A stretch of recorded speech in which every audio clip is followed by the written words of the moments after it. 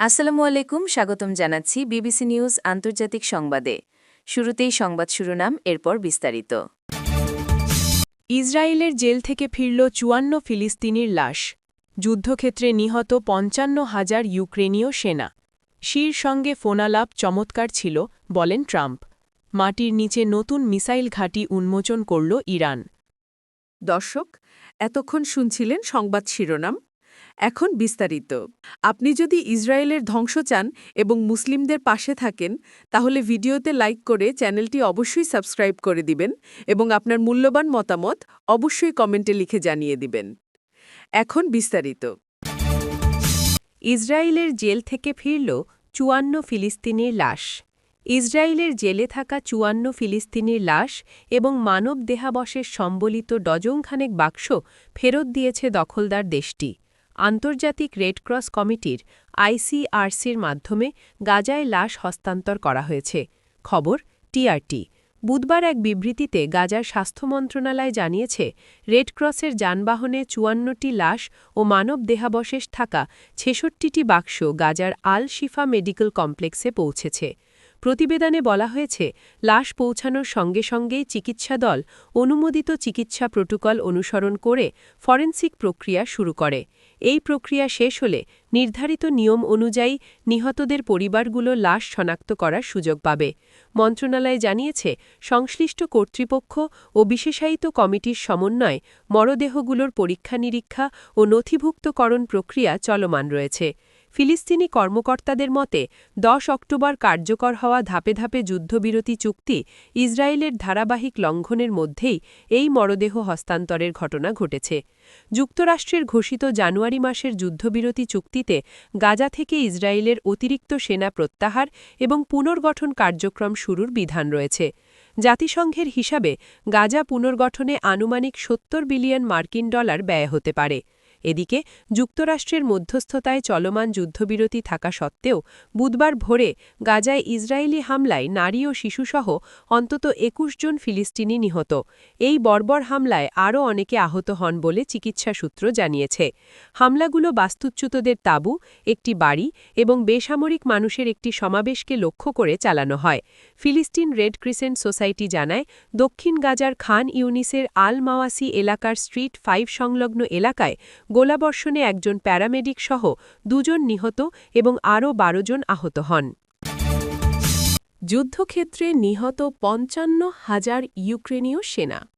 যুদ্ধক্ষেত্রে এখন পর্যন্ত প্রায় ৫৫,০০০ ইউক্রেনীয় সেনা নিহত হয়েছেন বলে জানিয়েছেন ইউক্রেনের প্রেসিডেন্ট ভলোদিমির জেলেনস্কি। বুধবার ৪ ফেব্রুয়ারি ফ্রান্সের টেলিভিশন চ্যানেল ফ্রান্স ২কে দেওয়া এক সাক্ষাৎকারে জেলেনস্কি এই তথ্য জানিয়েছেন। তুরস্কের রাষ্ট্রীয় সংবাদ মাধ্যম টিআরটি ওয়ার্ল্ড এ খবর জানিয়েছে। জেলেনস্কি বলেছেন, ইউক্রেনে আনুষ্ঠানিকভাবে যুদ্ধক্ষেত্রে নিহত সেনাদের সংখ্যা পেশাদার কিংবা বাধ্যতামূলকভাবে নিয়োগপ্রাপ্ত মোট ৫৫,০০০।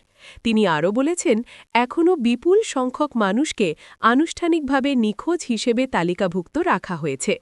অন্যদিকে যুক্তরাষ্ট্রভিত্তিক think tank Center for Strategic and International Studies CSIS-এর এক প্রতিবেদনে বলা হয়েছে, যুদ্ধের শুরু থেকে ২০২৬ সালের বসন্তের মধ্যে উভয় পক্ষ মিলিয়ে মোট সামরিক হতাহত, আহত ও নিখোঁজের সংখ্যা প্রায় ২০ লাখে পৌঁছাতে পারে।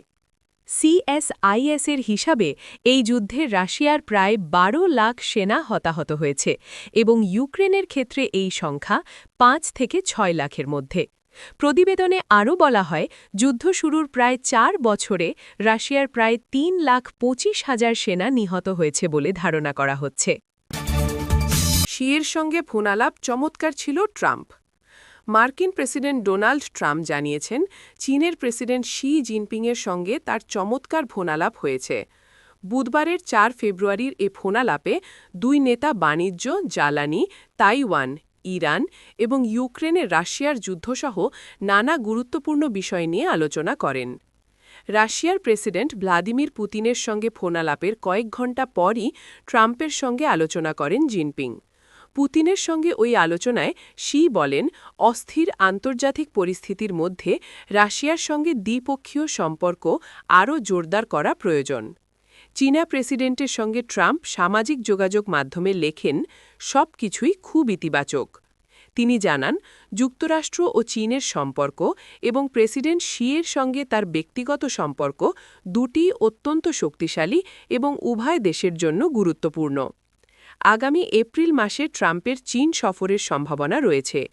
প্রযুক্তি, বাণিজ্য এবং ভূ-রাজনৈতিক নানা ইস্যু, বিশেষ করে তাইওয়ানকে ঘিরে উত্তেজনা থাকলেও শি জিনপিংয়ের সঙ্গে তার ব্যক্তিগত সম্পর্কের কথা ট্রাম্প বারবার তুলে ধরেছেন। ট্রাম্প জানান, আলোচনায় ইরানের পরিস্থিতিও উঠে আসে। সাম্প্রতিক সময় ইরানে বিক্ষোভের পর কড়াকড়ি নিরাপত্তা ব্যবস্থা জোরদার করা হয়েছে। তিনি বলেন, বিভিন্ন বিষয়ে উল্লেখযোগ্য ছাড় না দিলে তেহরানের বিরুদ্ধে সামরিক পদক্ষেপ নেওয়ার হুমকি দিয়েছে ওয়াশিংটন, যদিও এ বিষয়ে বিস্তারিত কিছু জানাননি। চীনের রাষ্ট্রীয় বার্তা সংস্থা সিংহুয়ার বিবৃতিতে ট্রাম্পের সম্ভাব্য চীন সফরের কথা উল্লেখ করা হয়নি। তবে এতে বলা হয়, দুই নেতা নিয়মিত যোগাযোগ বজায় রেখেছেন এবং গত বছর দক্ষিণ কোরিয়ার বুসানে তাদের সরাসরি বৈঠকও হয়েছিল। চীনের বিবৃতিতে প্রেসিডেন্ট শি বলেন, সমতা ও পারস্পরিক সম্মানের ভিত্তিতে এগোলে যুক্তরাষ্ট্র ও চীনের মধ্যে মতপার্থক্য সামাল দেওয়া সম্ভব। তিনি জোর দিয়ে বলেন, তাইওয়ান পুনরেকীকরণ বেইজিংয়ের একটি মূল লক্ষ্য। মাটির নিচে নতুন মিসাইল ঘাঁটি উন্মোচন করল ইরান। মাটির নিচে থাকা নিজেদের নতুন আরেকটি মিসাইল ঘাঁটি উন্মোচন করেছে ইরান। যুক্তরাষ্ট্রের সঙ্গে চলমান উত্তেজনার মধ্যে দেশটির চৌকস ইসলামিক বিপ্লবী গার্ড বুধবার ৪ ফেব্রুয়ারি এ তথ্য জানিয়েছে।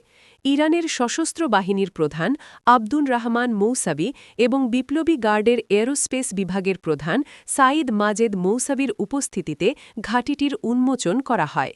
সামরিক বাহিনীর উচ্চপদস্থ এ দুই কর্মকর্তা বিপ্লবী গার্ডের মিসাইল সক্ষমতা এবং প্রস্তুতি বিষয়ে খোঁজ খবর নেন।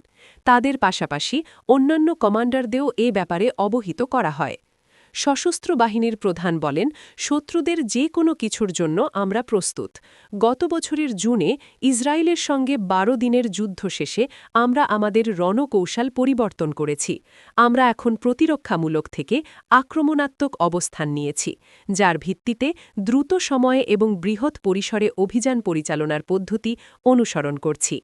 একই সঙ্গে অসম যুদ্ধ এবং প্রতিপক্ষের সামরিক কৌশলকে চূর্ণ করার কৌশল অবলম্বন করছি আমরা।